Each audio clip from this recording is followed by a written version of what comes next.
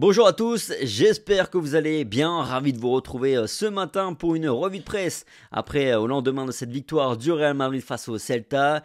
Et on va commencer tout de suite par découvrir les unes des deux quotidiens madrilènes. Marca tout d'abord, ça c'est Hollywood, le Real ne perd pas de terrain et reste ferme en Liga.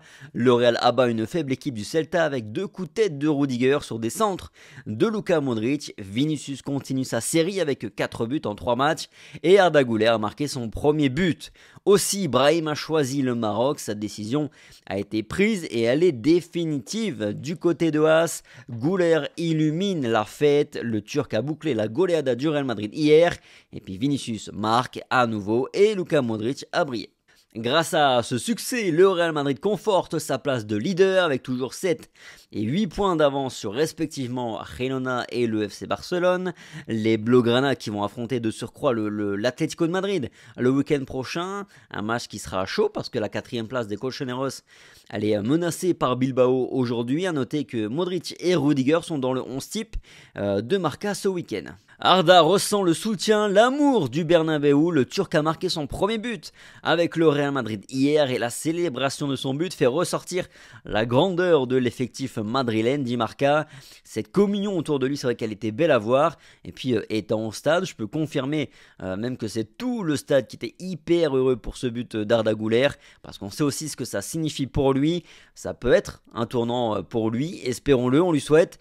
Notez par ailleurs qu'il est le 416e joueur différent à marquer un but pour le Real Madrid. Alors on a pas mal parlé comportement, attitude, réaction ces derniers jours à son sujet, mais Vinicius Junior est sur une bonne série, 4 buts en 3 matchs, il ouvre le score hier et puis il a porté son compteur but à 16 buts cette saison malgré 2 blessures. Je précise donc 16 buts et 8 passes décisives pour le Brésilien cette saison en 27 apparitions. On est donc sur de très bonnes statistiques, son record c'est de 23 buts sur une saison. Et ce que je retiens moi, c'est que ce nouveau système finalement il a très peu impacté son rendement, comme on aurait pu le craindre en début de saison.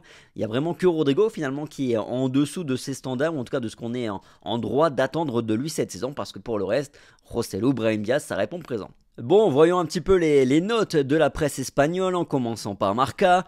Une étoile seulement pour Lunin, mais il n'a rien eu à faire dans cette partie, même si je vais quand même noter qu'il a fait son 8e clean sheet hier en 16 matchs de Liga. C'est à noter, c'est quand même une bonne statistique, c'est pas une coïncidence.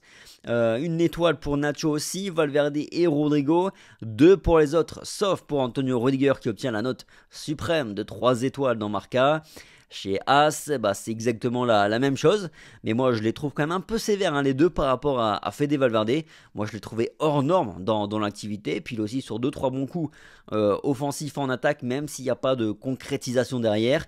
J'ai trouvé Camavinga et Lucas Vazquez très très bons aussi hier, Modric brillant. Franchement, s'il accepte ce rôle la saison prochaine aussi, il faut le re-signer une saison de plus, Luka Modric. À part ça, Brahim Diaz a fait son choix, il a tranché, ce sera bien le Maroc. Un choix qu'il a mûrement réfléchi, comme raconté par la presse espagnole ce matin. Ce qui a fait la différence dans son choix, c'est le traitement entre les deux fédérations, les deux pays. C'est-à-dire que le Maroc lui a clairement démontré qu'ils avaient envie de pouvoir compter sur lui à l'avenir, tandis que l'Espagne était plutôt passif là-dessus. On ne lui a pas donné de garantie pour jouer l'Euro. On ne lui a même pas donné un coup de fil pour essayer de le convaincre, lui donner envie d'y croire, de jouer l'Euro avec l'Espagne, de représenter ce pays avec lequel comme il a évolué dans les catégories inférieures. Enfin bref, Marca a dit ce matin que De La Fuente voulait l'appeler là durant la prochaine trêve internationale, mais juste pour voir ce qu'il valait, sans pour autant lui donner de garantie qu'il y ait de suite derrière, et donc d'Euro. Dommage pour l'Espagne, mais tant mieux pour le Maroc. Pour finir, ça vaut ce que ça vaut pas grand chose en vérité, mais on en a un petit peu parlé hier sur le débrief en direct, donc je vais quand même faire un point ce matin là-dessus.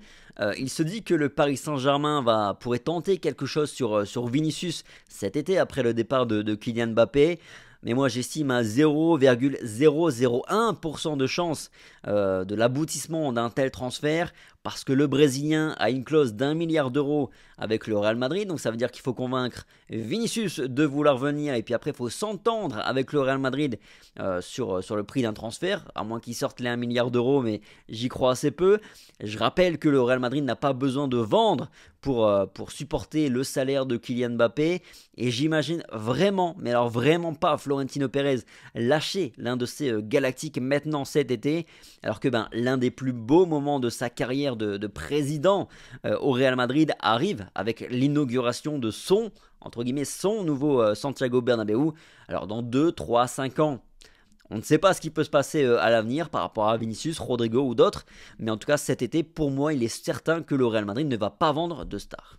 Bref, voilà pour la revue de presse de Real France au lendemain de cette belle victoire du Real Madrid. Il ne reste plus que 30 points en jeu, on a 7 et 8 points d'avance en Liga. Ça sent quand même plutôt bon pour cette 36e Liga cette saison. Sur ce, passez une bonne semaine, bon Ramadan aux musulmans, prenez soin de vous comme toujours et puis on se dit à très vite sur Real France. Allez, ciao.